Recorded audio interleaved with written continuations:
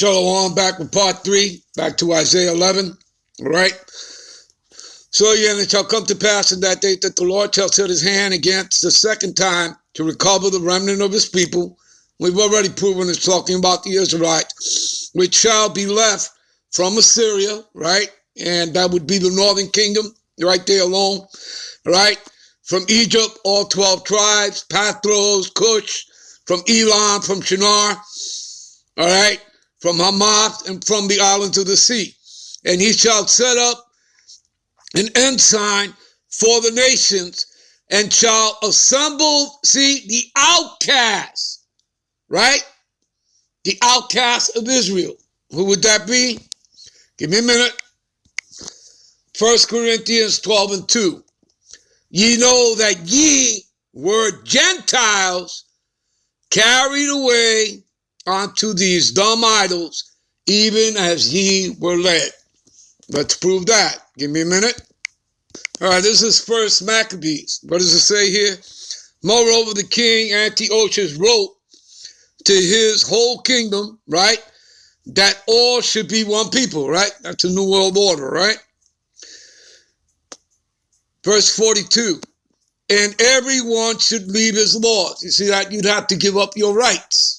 Right? Isn't that what these people have been telling you here with their New World Order? Right? That everyone should leave his laws. So all the heathen agreed according to the commandment of the king, right? Right? But just not the heathen. I'm going to show you this. Give me a minute. See? This is going to tell you that the Israelites, right? Again, when you read Galatians 3:28, and it tells you that there's neither Jew nor Greek, you know why? Because they're Israelites, talking about the same people, all right? This is going to clarify that for you, all right?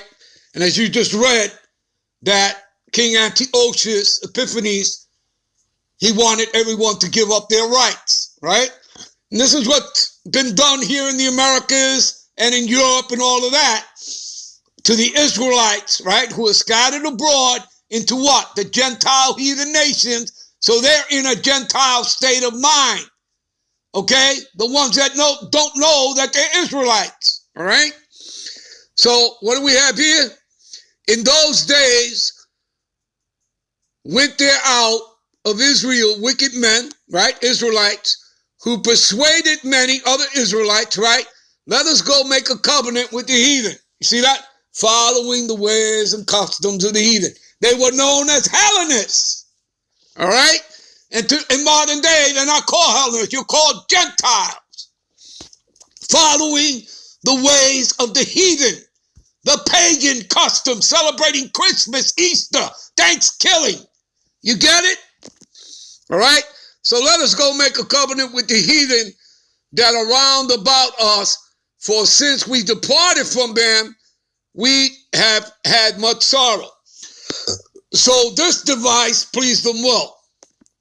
Then certain of the people were so forward wherein that they went to the king, who gave them license, right? Who gave them the authority to do after the ordinances of the heathen. See, to follow the ways and customs of the Edomites, who were calling themselves Greeks. Because again, the original Greeks, Romans, and Europeans, that was all Japhetic people, or dark-skinned people. All right? Go look up Etruscans and hit images. They'll look like the Hawaiians, the Samoans. All right? Those were the original inhabitants, the sons of Japhet. All right? All right. So whereupon they built a place of exercise at Jerusalem according to the customs of the heathen. You see that? People got it? There you go. Give me a minute. So again, ye know that ye were Gentiles, right? Because that's what we all were before we came into this truth, right? Into this ministry, the truth, wisdom, knowledge, understanding of the scriptures. Ye know that ye were Gentiles carried away unto these dumb idols. Right? Idols of worship, idolatry, right? Your your Jehovah, your Jesus, idols of wood and stone. Matter of fact, give me a minute. Let's go over there. Let's go to Deuteronomy 28:64. Right? What does it say? And the Lord Yahweh shall scatter thee, right? Talking about his people, the Israelites, among all people, right? So we're scattered among the Gentile heathen nation, from one end of heaven unto the other, see? And there thou shalt serve other gods, like your sweet Jesus, Jehovah, right? All that other nonsense out there, which neither thou or thy fathers have known, even of wood and stone, as you find in these churches, these temples, and these synagogues. Do you get it? Do you understand? And the Lord does not dwell there, does he? He dwells amongst his people, because he tells you twice in Acts 7:48, Acts 17:24, he does not dwell in those buildings built by hands, those temples. He dwells amongst his people. Okay? Proving that it's all a scam. Give me a minute. Let's get back to finish this off here, Isaiah 11, so we can move on. All right? So now you know who the outcasts are, who the Gentiles are. You all know it's talking about the Israelites. And shall assemble the outcasts of Israel, gather together the dispersed from Judah, from the four corners of the earth, right? The southern kingdom. The envy of Ephraim shall depart, talking about the northern kingdom, and that's interchangeable with the word Joseph, all right, who was his father, all right, and he had two sons, Ephraim and Manasseh, all right, but Ephraim is interchangeable with Joseph in the scriptures, all right, and the adversaries of Judah shall be cut off, Ephraim shall not envy Judah, and Judah shall not vex Ephraim. And again, you read, that is repeated in Ezekiel chapter 37, the valley of dry bones. All right, you people can read that over there. All right, the regathering of the northern and the southern kingdom, the two sticks being placed into one stick in the Lord's hand. All right, the house of David. Okay, the spiritual building of the third temple. All right. All right. Let's see here.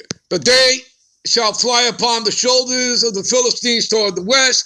They shall spoil them of the east together. They shall lay their hand upon Edom. Bad news for you, vocab. All right. And Moab and the children of Ammon shall obey them. See that? Why are they going to obey us? Because they're going into captivity. All right. Give me a minute. All right. This is Psalms 98, 1, 2, 3. All right. Sing unto the Lord Yahweh a new song, right? And that links up with, again, Revelations 14, 1 through 5. If we have time, we're going to go over there, all right? For he hath done marvelous things, right? With his right hand. Who's his right hand? Yahweh Shai Wahamashiach, who the world ignorantly calls Jesus Christ. And his holy arm have he gotten him the victory. See that? The victory, right? And we covered that already, all right? Verse 2, the Lord Yahweh have made known his salvation. His righteousness have he openly showed in the sight of the heathen, right? Is not the Lord visiting the earth, showing who's in power, who's in control? Yeah, the Most High is. He have remembered his mercy, right? Unto who? Unto Jacob. Okay, Jacob will have mercy, right? Isaiah 14 and 1, right? You also read about it. What is that? Give me a minute. Here, Amos 9 and 8. Behold, the eyes of the Lord are gone upon the sinful kingdom, and I will destroy it off the face of the earth. It's talking about America, Babylon the Great, saving that I will not utterly destroy the house of Jacob. You see that? You understand? All right. Give me a minute. Isaiah 14 and 1. For the Lord will have mercy on Jacob and will yet choose Israel and set them in their own land. All right. And the strangers shall be joined unto him. Those are the Israelite foreigners, right? We scattered into all nations, the Gentile heathen nations, and they shall cleave unto the house of Jacob. you can't really think and imagine that the heathen are going to cling on to us. All right?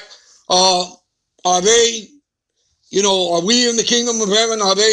Are people, the nations running down into Israel, seeking truth, wisdom, knowledge, understanding? Are they praising, Yahweh Bachim, Yahweh? No, because we're not in the kingdom. They're not the people. All right? All right, give me a minute.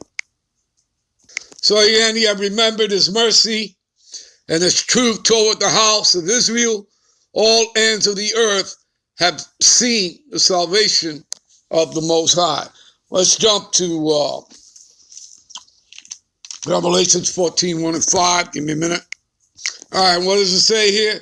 And I looked, and lo, a lamb stood on Mount Zion, and with him 144,000, right?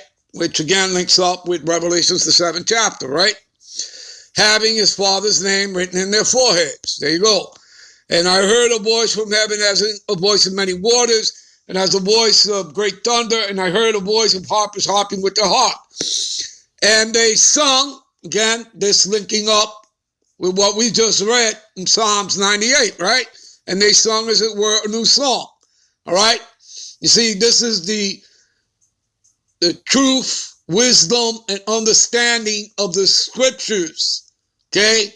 This isn't the old song, of Renaissance, plantation Christianity, that your mother and your fathers, your grandparents, that they got, all right? All that falsehood, all those deceptions and lies. No, this is the new song. This is the real song, all right? The true song of what the scriptures are saying, all right?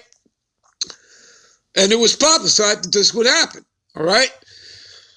There would be a generation that would come in and, to do exactly what's being done, all right? It was all prophesied.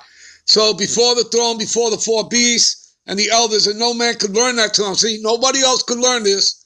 See, nobody outside of Israel could learn it, and particularly who the elect, all right? But the 144,000, right, it starts with them. They're all men, 12,000 from each of the 12 tribes, which were redeemed from the earth. Plus, there'll be that great multitude that we read about, how we started the lesson over there in Revelation 7 and 9, right? And I took you to that word kindreds, right? And it shows you it's talking about the descendants of Israelites. But it all starts with the elect. All right. And these are they which were not defiled with women, meaning other philosophies, all right? You can go read Colossians 2 and 8, all right, that we're not following, the philosophies of men, okay, their deceits and the other rudiments of the world. We are following the Lamb, all right? These scriptures, the word, which are they which were not defiled with women, for they are virgins, right? This is why we're virgins. These are they which follow the Lamb whithersoever he goeth. These were redeemed from among men, being the first fruits, as being the first fruits, meaning like the first spirits ever created before the foundation of the world, unto the Most High and to the Lamb. And in their mouth was found no guile, for they are without fault before the throne of the Most High. All right? See that? All right, you know what? We're going to end this here. You could link this up with 2nd Ezra 2. You can read from 37 to 45. All right? And links up. All right, people, I'm out. I'm on to the next one. Hope you edified. Shalom.